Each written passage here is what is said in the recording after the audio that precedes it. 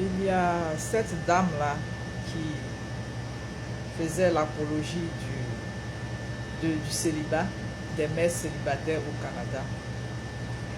Aujourd'hui, elle s'est mariée. Je l'ai vue se marier. Elle était vraiment très heureuse de se marier. Depuis un moment, depuis qu'elle a rencontré son nouvel époux là, elle avait changé de langage petit à petit. Les gens l'accusaient d'avoir fait l'apologie du divorce, du célibat, des mères célibataires, la promotion en quelque sorte. Elle avait commencé à changer de langage. Elle disait que est-ce qu'elle avait choisi de divorcer? Elle n'avait pas le choix de divorcer parce qu'elle vivait la violence conjugale. Donc c'est pas que elle n'a pas aimé le mariage, mais c'est parce que le mariage dans lequel elle n'était pas un bon mariage.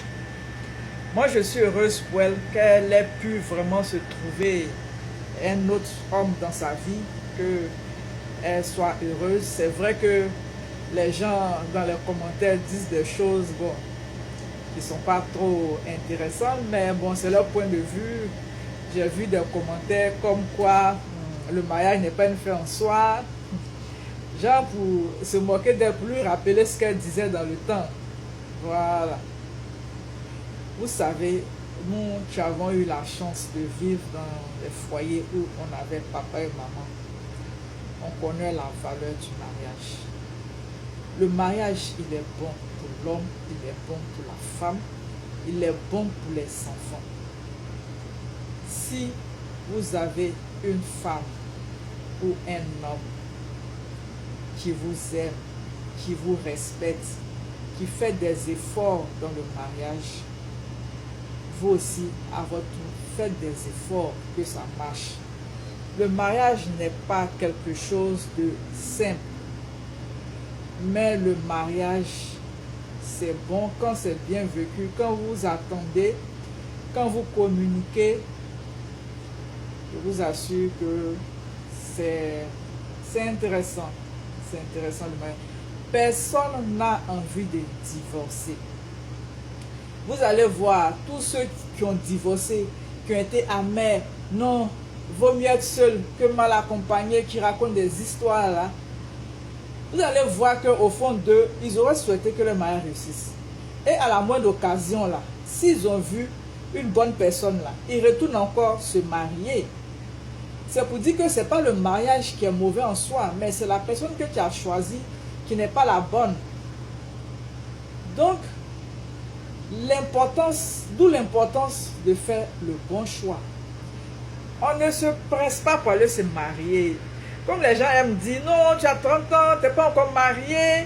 Tu as 50 ans, tu n'es pas encore marié. Bon, c'est pas ça qui est le plus important. Cette dame dont je parle là, elle a dépassé la cinquantaine, elle est autour de la cinquantaine. Mais elle était toute heureuse à son mariage, à son nouveau mariage, elle était toute heureuse. C'est-à-dire qu'on peut se marier à n'importe quel âge et être heureuse.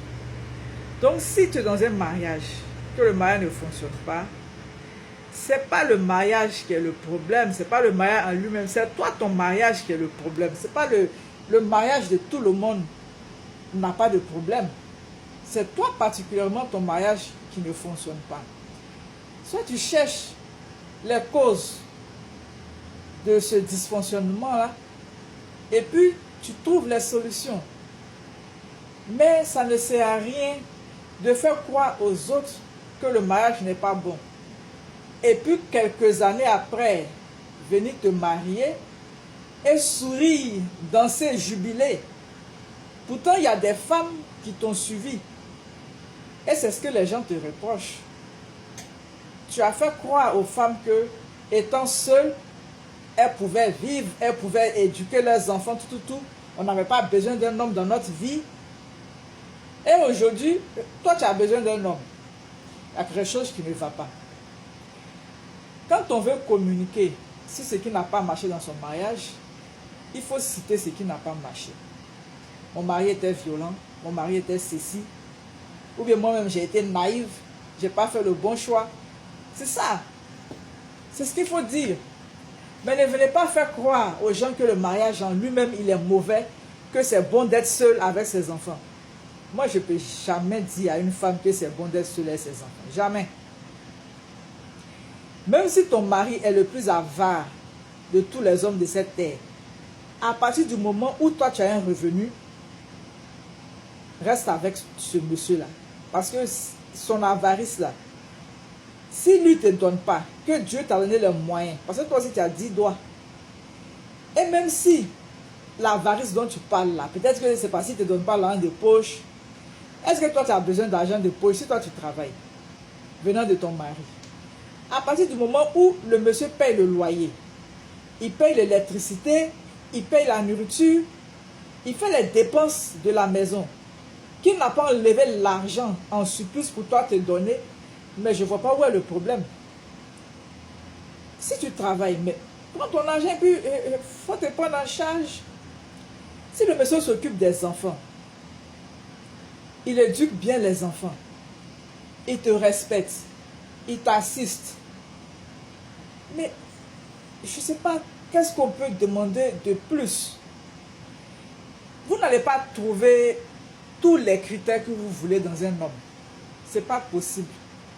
Si tu veux un homme qui a beaucoup d'argent, qui te donne beaucoup d'argent, c'est sûr que tu risques de tomber sur un homme qui n'a pas trop de respect pour la femme. Je parle des hommes africains. Les hommes africains, dans la majorité des cas, qui ont beaucoup d'argent, n'ont aucun respect pour leurs femmes. Et ça là, on en a plein. Il y a plein d'exemples. Nos célébrités là, nos joueurs là, plein. Aucun respect pour les femmes. Ils sont toujours plongés dans les scandales sexuels. Toujours dans les scandales sexuels. Chez eux là-bas, il n'y a pas de divorce. Parce qu'ils ont l'argent. C'est seulement quand ils se marient les femmes blanches là. Là, ça passe pas. Parce qu'elles ne tolèrent pas les bêtises. Donc, en réalité, tout le monde aime le mariage.